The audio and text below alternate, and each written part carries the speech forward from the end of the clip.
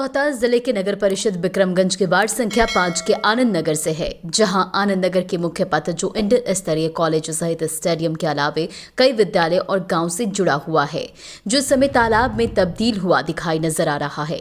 इसे नगर परिषद के अधिकारियों की उदासीनता कहा जाए या लापरवाही। इस सुशासन की सरकार में बिहार के माननीय मुख्यमंत्री नीतीश कुमार के विकास कार्यों के दावे की जाती हैं, लेकिन वही विकास का दावा नगर परिषद बिक्रमगंज के अधिकारियों के उदासीनता के कारण वार्ड संख्या 5 में धरातल पर फेल होता हुआ नजर आ रहा है। इस मार्ग में अनुमंडल के कई वरीय पदाधिकारी के अलावा बड़े बड़े दिग्गजों का 26 जनवरी और 15 अगस्त के अवसर पर झंडोत्तोलन करने के लिए इसी रास्ते से होकर इंटर स्तरीय स्टेडियम में आना जाना होता है। इस मार्ग से प्रतिदिन हजारों पढ़ने वाले छात्र और छात्राओं का आना जाना होता है और स्थानीय लोगों का भी। इसके बावजूद भी इस मार्ग पर नगर परिषद बिक्रमगंज के अधिकारियों की नजर पड़ रही है, या यूं कहा जाए कि वार्ड संख्या 5 के इस मोहल्ले से नगर परिषद सौतेला व्यवहार कर रहा है। प्रतिदिन इस रास्ते पर कितने स्कूली छोटे छोटे मासूम बच्चे स्कूल जाने के लिए घर से निकलते हैं और कितने मासूम बच्चे और बुजुर्ग इस गंदी नालियों में पानी में गिरते रहते हैं, जो कि गिरने के बाद मजबूर उन बच्चों और बुजुर्गों को बेरंग घर वापस लौटना पड़ता है। इतना ही नहीं, सुबह सवेरे जब महिलाएं किसी मंदिर में पूजा अर्चना करने के लिए घर से निकलती हैं तो उनको भी उसी गंदे नाली के पानी से होकर गुजरना पड़ता है, जिससे महिलाओं के पूजा अर्चना में भी बाधा उत्पन्न हो जाती है। स्थानीय लोगों का कहना है कि जब जब किसी कार्यक्रम को लेकर अधिकारियों के आने का सिलसिला शुरू होने वाला होता है तो इस मार्ग पर अपनी नाकामी को छुपाने के लिए नगर परिषद के द्वारा खाना पूर्ति करते हुए मिट्टी गिराने का काम किया जाता है, और जैसे ही कार्यक्रम की समाप्ति हो जाती है फिर स्थिति ज्यों की त्यों बन जाती है और इसको देखने वाला कोई नहीं होता। अब देखना यह है कि इस रास्ते से आगामी नए वर्ष में आने वाले 26 जनवरी को बिक्रमगंज की ISSDM इसी गंदे नाली के पानियों के बीच गुजरते हुए झंडोत्तोलन करने के लिए स्टेडियम पहुंचते हैं, या फिर इसका नगर परिषद के द्वारा कोई स्थायी निदान किया जाता है। आपको बताते चले कि इस रास्ते में प्रतिदिन हजारों छात्र छात्राओं के अलावे अन्य स्थानीय ग्रामीणों का आना जाना होता है। एकमात्र मार्ग होने की वजह से नहीं चाहते हुए भी लोगों को नाली के इस गंदे पानी से होकर गुजरना पड़ता है।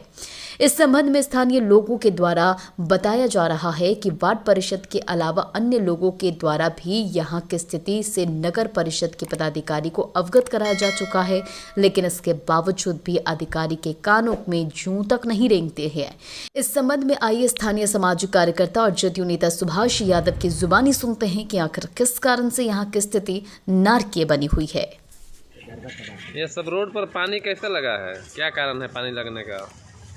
रोड पर पानी लगने का कारण है कि पहले का जो पूर्व मकान बना हुआ है और नाली ऊंचा हो गया है, तो जो मकान नीचे है उसका पानी नाली में तो नहीं गिरेगा, एक कारण हुआ। दूसरा कारण है कि जितने भी नए मकान का निर्माण हो रहा है, सारे लोग अपना ज़मीन के साथ साथ सरकार का भी ज़मीन को अतिक्रमण कर ले रहे हैं, जिससे नाली का जो पानी का बहाव है सही ढंग से नहीं हो पा रहा है और पानी इसीलिए रोड पर बहाव रहा है। और आम आदमी को, बच्चों को पढ़ने स्कूल, खासकर छोटे छोटे बच्चे हमारे हैं प्रतिदिन स्कूल जा रहे हैं, उनको आने जाने में काफ़ी कठिनाई हो रही है।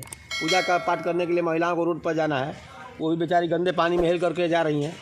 तो सारा सिस्टम यहाँ पर हम अपने लोगों के चलते, सरकार के चलते नहीं, हमारी सरकार के चलते नहीं, अपने जो खास मोहल्ले के लोग हैं उनके कारण ये समस्या पैदा हुई है। विशेष यही हम कहना चाहेंगे, दूसरा क्या कहेंगे। इसका समाधान के लिए आप लोग नगर परिषद को नहीं बोले? नगर परिषद के हमारे यहाँ के कुछ लोग और आस्था हमारे जो जनप्रतिनिधि हैं वहाँ एप्लीकेशन दिया हुआ है, लेकिन वहाँ के जो हमारी सरकार के जो कर्मचारी हैं वो बहुत लूज पूंज है। हमारे नीतीश कुमार क्या कर सकते हैं, हर आदमी को हाथ पकड़ के नहीं न ले जाके साइड पर जांच करवाएंगे कि ये समस्या जल्दी कर दो, ये कर दो। ये लोग लाचार हैं, हम लोग जनता भी दौड़ते दौड़ते परेशान है, तो हम लोग क्या कर सकते हैं। हमारी सरकार तो तत्पर है कि हर नल जल योजना और सड़क नाली का निर्माण और सब जो आपके मुख्यमंत्री के साथ निश्चय में ही यह योजना है जिसमें नाली गली का पक्कीकरण करना है, लेकिन आज तक यहाँ नहीं हुआ। इसका क्या कारण है? इसका मुख्य उद्देश्य है कि बहुत तकनीकी कारण हो सकता है कि एस्टीमेट हमारे जो जे है नहीं बना पाए होंगे, उसका अप्रूवल हमारे एग्जीक्यूटिव नहीं दे पाए होंगे। ऐसा हमारे तो यहाँ के जो जनप्रतिनिधि जो जीते हुए वो तो भाई तो अक्सर तत्पर दिखते हैं, लेकिन जो यहाँ के जो अधिकारी कर्मचारी हमारे नगर परिषद के वो पूर्ण रूप से तत्पर नहीं है। तो आम जनता कितना जाएगा? हर जनता का भाई रोजी रोजगार का चीज़ है ना। बहुत बड़ा शहर यहाँ फैक्ट्री नहीं ना है। सब किसान तत्व के लोग हैं, कोई ठेला चलाने वाला है, कोई दुकान छोटे छोटे दुकान खोलने वाले हैं। तो एक दिन गए परेशान होकर के अपना थक जाते हैं। लेकिन मूल समस्या हम ही लोग से है। हमारे इस मोहल्ले के लोग ही कुछ लोग किए हुए हैं। तो क्या यहाँ सरकार की भूमि पर भी अतिक्रमण किया गया है क्या लोगों के द्वारा? हाँ, कुछ मकान मालिक और ज़मीन मालिक के द्वारा अतिक्रमण यहाँ किया गया है, जिसके चलते ये परेशानियाँ हो रही है। बार बार नाली बना, जैसे अभी नल जल योजना में नीचे पाइप बिछ गया है और उसी के नीचे एस्टीमेट बना है ऊपर में कि नाली का निर्माण करना है। तो जब नाली का निर्माण होगा, उतना गड्ढा होगा 3 फीट, तो फिर पाइप कटेगा, तो फिर पानी का भी समस्या आ जाएगी। तो इससे बहुत सारे टेक्निकल हमारे परेशानी हो सकती है, ठेकेदार को भी और आम आदमी को भी, जिसके चलते पाइप कटेगा तो पानी भी बंद हो जाएगा। क्या नाम है आपका? मेरा नाम सुभाष कुमार सिंह, हम जदयू के वरिष्ठ नेता हैं, विक्रमगंज रोहतास। किस वार्ड के निवासी हैं? Ward number